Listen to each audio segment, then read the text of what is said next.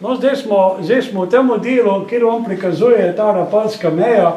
Veste, da po končani prvi svetovni vojni so to naše ozemlje okupirali Italijani in tukaj noter prav v tem delu vam prikazuje eno stražarsko mesto, gor na Mrzlem vrhu nad ledinami in tam vidite noter vojaka v bunkerju, vojaka pred bunkerjem, njihovo oborožitev, tam od spodaj se vetijo obmejne mine, ki so bile nastavljene v tem delu, potem mejni kam. Skratka, to vam predstavlja ta del, ki so ga okupirali Italijani, se pravi Primorska, cela Istra, Dalmacija, to je šlo vse k Italiji. In zaradi tega so tudi ti ljudje tukaj grozno veliko pravzaprav trpili. Oni so trpili, ker naenkrat niso smeli več slovensko govoriti, niso smeli piti slovensko, niti pri mašah niso smeli govoriti slovensko.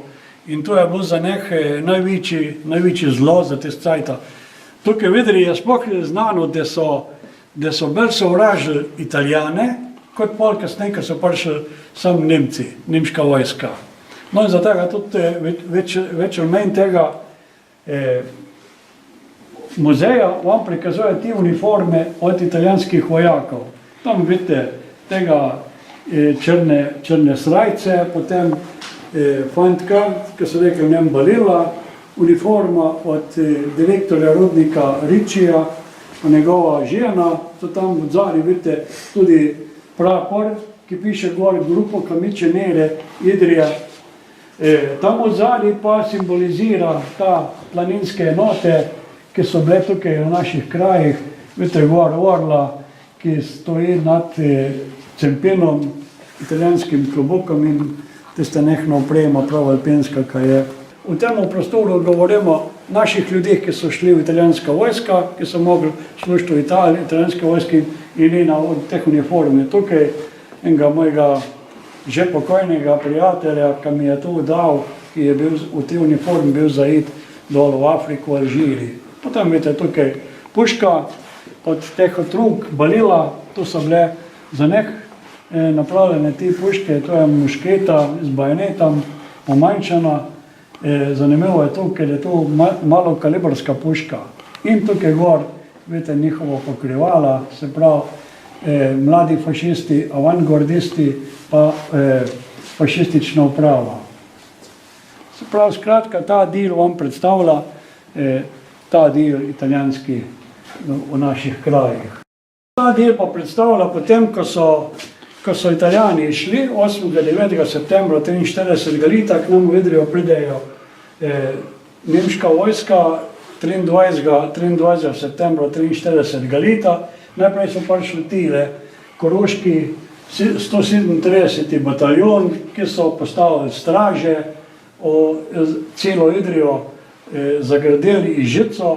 To marsikdo ne ve, da je bila Idrija cela v žic. Zatega to jaz potem, ker sem to raziskal, sem pravzaprav videl po raznih fotografijah, ker vidite tam gor na vrh eno stražarsko mesto, tukaj gor, ki se gre v Čekong, to drugo stražarsko mesto, ki ga vidite na drugi strani, to je ta, ki se gre tam proti Rimini skal, pravimo mi, to je tam blizu Kobala, tam so bile te tankete, to je sicer italijanski tank, prebarvan v nemške barve, in od zadnje vidite stražarja. Se pravi, vsi vhodi v Idrijo so bili ta šticpunkt, se rekel, kjer so bili stražarji. In cela Idrija je bila v žic. To rečemo mene skoraj malo čudi, ker toliko malo ljudi ve, da je bila Idrija v žic. Sicer tudi jaz očitke nisem videl, pa potem, ko sem začel to malo bolj intenzivno zbirati, pa raziskovati, sem vedel, da je to bilo res enako, kot je bilo Ljubljana.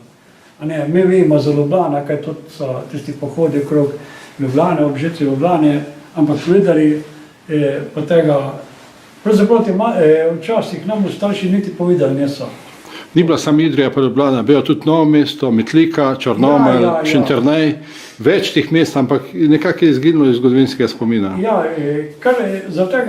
mislim, da zaradi tega, ker ni bila meja tako narejena, kot je bila v Italiji. Tam so bile široki pasovi teh žic, so bile 2 ali pa 3 vrst tista žica prepredena, ker tukaj je bila samo ena žica.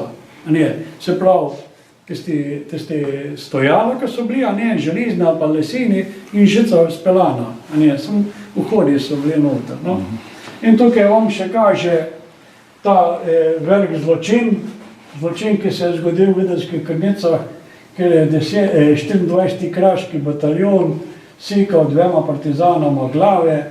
Zanimivo je tudi brati ti poročila, ki so jih napisali obveščevalci takrat, ko so šli, ko so zvideli, kaj se dela in so spraševali in so tam prav nazorno piše ta Slavica Tušar, ki govori, kako so prišli Nemci gor in so pripeljali ti 2 partizana, kako so njim oči oslepili, kako so jih primkali, so njim glave sikali, še te so nožička zaborili vsakega 2-krat v tribuh in pa, ko so jih van pelali, ona je tu slišala, ni pa videla, ker je bila zaprta v kuhinji, ker Nemci niso dovolili, da bi tu bili.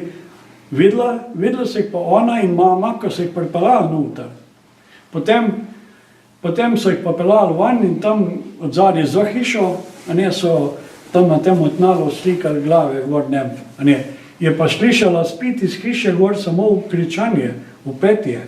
Ni pa videla, ker to dejansko ni nobeden od civilistov videl, kaj se je tu dogajalo. Tu so potem dobili slike, dol, ker so prišli v gradišče ker prišli dol, kjer so bile neka divizija, ker so dali filme razvijati, tam pri tem fotoliku, noter bil eden, ki je delal za Osvobodilna fronta in je naredil slike zase in še celo ukradel film. Tako da partizani, tukaj na vojskem, so oni tu zvideli že 3 dni po temu masakru, kaj se je zgodilo. Potem se to tukaj, tukaj vse kaže. Najbolj zanimivo je pa to, ker jaz sem slišal ogromno teh zgodb, pa govorijo, vse so pobili, vse te esesovce, ki so dobili, kjer je pa išla knjiga, ki je pa všaj knjiga 24. kraški bataljon, so pa noter vsi napisani z imenom in prejemkom, ki stanoje, koliko truk imajo in tako naprej, se pravi, da so dejansko samo in 4-5 so jih takrat, kaj so jih dobili, so jih obsodili, pa pol tudi pobili, ampak te drugi so preživeli skozi. Pri tej zgodbi me pa zvire preseneča to, ker so noter v tem bataljonu bili, sicer res, SS je imel vseh sorta narodnosti noter, je bilo manj Nemcev, prav Nemcev, so bili Tadžikistan, Azerbejdžan, Mongolci, ampak so bili tudi koroški Slovenci.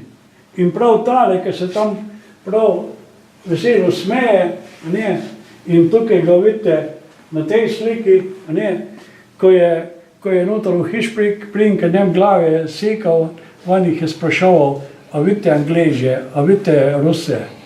Ko me uč skopal, on je rekel smrt fašizmu, svoboda narodu.